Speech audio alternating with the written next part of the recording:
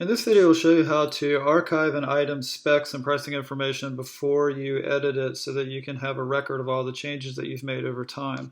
So to do this, you come into the Edit Add link for an item from any of these item lists, and you want to click the Edit Item link. And this opens up the edit page for this item that has all the information about that item. Now, right at the top, you have this Archive Specs button, so we click that. And here you put in a title for the archive, any notes you want about that archive, and then down here you'll see what you're going to archive. It's going to just show you the information that's going to be preserved, and when you hit submit, it's going to save this information.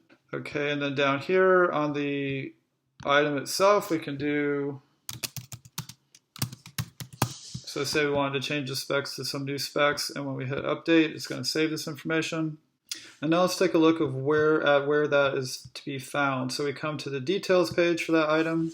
And here you can see the specs now, or whatever the new specs we would have typed in. But if you want to see what was there before, come over to the Archives tab.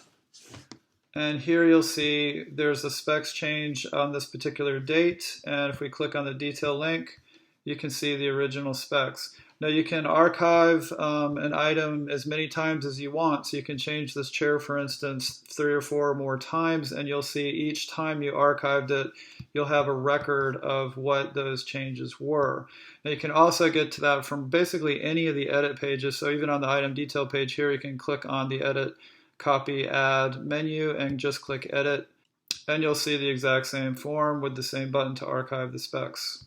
So that's how you archive specs and other information on an item to track changes over time.